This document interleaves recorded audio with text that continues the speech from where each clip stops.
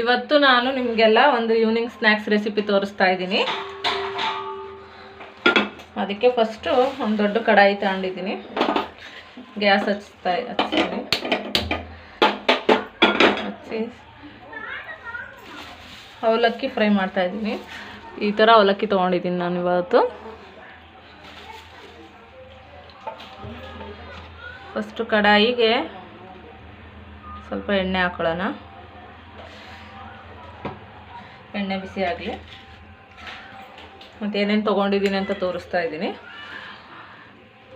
ಕರಿಬೇವು, ಬೆಳ್ಳುಳ್ಳಿ, ಒಣ ಕೊಬ್ಬರಿ, ಹುರಿಗಡಲೆ, ಶೇಂಗಾ, ಉಪ್ಪು ಮತ್ತು ಅರಿಶಿನ ಪುಡಿ. ಎಣ್ಣೆ ಕಾಯ್ತಾ ಇದೆ. ಇವಾಗ ಕಾಯ್ದೆ. ಅದು ಕಾದ ನಂತರ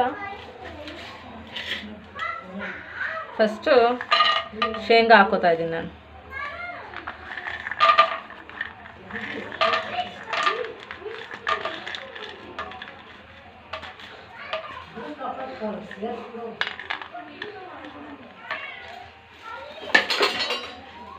ಇದು ಕ್ಲೀನಾಗಿ ಗೋಲ್ಡನ್ ಬ್ರೌನ್ ಬರೋ ತನಕ ಹುರ್ಕೋಬೇಕು. ಫ್ರೈ ಆಗಲಿ ಇದು ಚೆನ್ನಾಗಿ.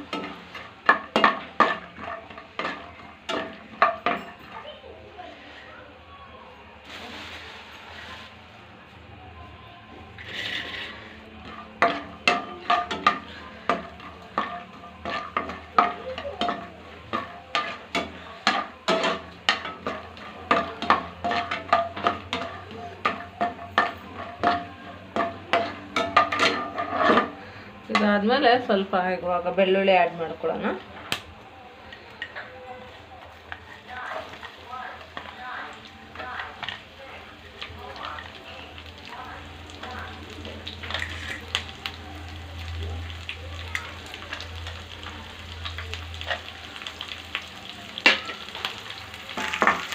ಹಾಕಿದ್ದೀನಿ. ಈಗ ಒಣ ಕೊಬ್ಬರಿ ಪೀಸಸ್ನ ಆ್ಯಡ್ ಮಾಡ್ತಾ ಇದ್ದೀನಿ.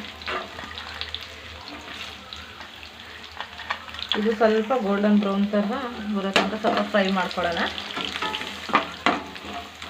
ಇದು ಫ್ರೈ ಆಗ್ತಾ ಇದೆ.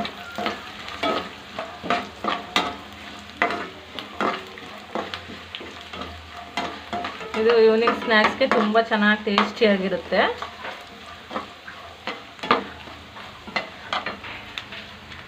ಕರಿಬೇವು ಆ್ಯಡ್ ಮಾಡ್ತಾ ಇದ್ದೀನಿ ಈಗ. ಇದನ್ನ ಬ್ಯಾಚುಲರ್ಸ್ ಎಲ್ಲ ಕೂಡ ಟ್ರೈ ಮಾಡ್ಕೋಬೋದು. ಈಸಿ ರೆಸಿಪಿ, ತುಂಬ ಬೇಗನೆ ಆಗಿಬಿಡುತ್ತೆ. ತುಂಬ ಟೈಮ್ ಏನು ತೊಗೊಳೋದಿಲ್ಲ.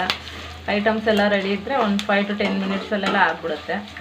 ಸ್ವಲ್ಪ ಸಿಮ್ಮಲ್ಲಿ ಇಟ್ಕೊಂಡು ಸ್ವಲ್ಪ ನಿಧಾನ ಫ್ರೈ ಮಾಡ್ಕೊತೀನಿ. ಕಡಲೆನೂ ಕೂಡ ಆ್ಯಡ್ ಮಾಡ್ತಾಯಿದ್ದೀನಿ.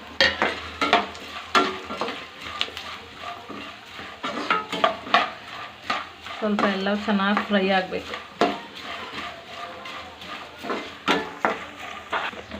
ಇದಕ್ಕೆ ತುಂಬ ಉಪ್ಪೇನು ಜಾಸ್ತಿ ಹಿಡಿಯಲ್ಲ, ಸ್ವಲ್ಪನೇ ಹಾಕ್ಕೊಂಡ್ರೆ ಸಾಕಾಗುತ್ತೆ. ಮತ್ತು ಜಾಸ್ತಿ ಹಾಕೋಕ್ಕೆ ಹೋಗ್ಬೇಡ್ರಿ, ನೋಡ್ಕೊಂಡು ಹಾಕಿ ಸ್ವಲ್ಪ.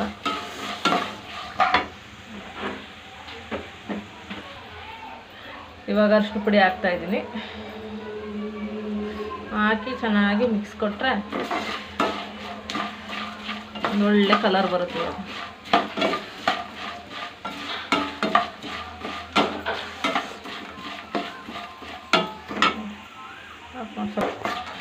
ಮತ್ತು ಇವಾಗ ಸ್ವಲ್ಪ ಖಾರದ ಪುಡಿ ಆ್ಯಡ್ ಮಾಡ್ಕೊತಾ ಇದ್ದೀನಿ. ಖಾರ ಇಷ್ಟಪಡೋರಾದರೆ ಆ್ಯಡ್ ಮಾಡ್ಕೊಳ್ಳಿ. ಖಾರ ಬೇಡ ನಮಗೆ ಹಂಗೆ ಇರಲಿ ಅಂತ ಅಂದರೆ ಅದನ್ನು ಸ್ಕಿಪ್ ಮಾಡಿ.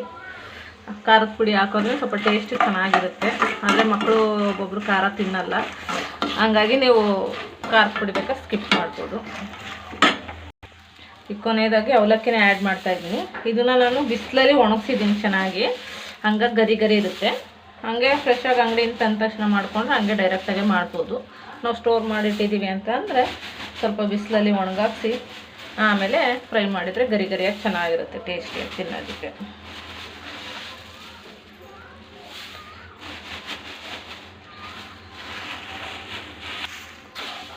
ಈಗ ಲೋ ಫ್ಲೇಮಲ್ಲೇ ಇಟ್ಕೊಂಡು ಅದಕ್ಕೆ ಫುಲ್ಲು ನೀಟಾಗಿ ಮಿಕ್ಸ್ ಮಾಡ್ಕೊಳ್ಳಿ. ಫುಲ್ಲು ಲೋ ಫ್ಲೇಮ್ ಮಾಡ್ಕೊಳ್ಳಿ, ಇಲ್ಲಾಂದರೆ ಸೀದೋಗ್ಬಿಡುತ್ತೆ. ಲೋ ಫ್ಲೇಮಲ್ಲೇ ಇಟ್ಕೊಂಡು ಕ್ಲೀನಾಗಿ ಒಂದು ಮಿಕ್ಸ್ ಕೊಡ್ತಾಯಿದ್ರೆ ಅವು ಹಂಗೆ ಅದೇ ಬಿಸಿಗೆ ಗರಿ ಗರಿ ಆಗುತ್ತೆ ಇನ್ನು ಸ್ವಲ್ಪ.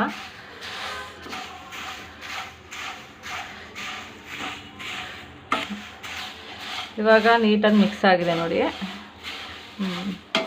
ಸೌಂಡ್ ಕೇಳಿಸ್ತಾ ಇರ್ಬೋದು ನಿಮಗೆ, ಗರಿ ಗರಿ ಗರಿ ಅಂತ ಸೌಂಡ್ ಬರ್ತಾ ಇದೆ. ಹಿಂಗಾಯಿತು ಅಂದರೆ ಇದರ ಅವಲಕ್ಕಿ ರೆಡಿ ಆಗಿದೆ ಅಂತ ಅರ್ಥ.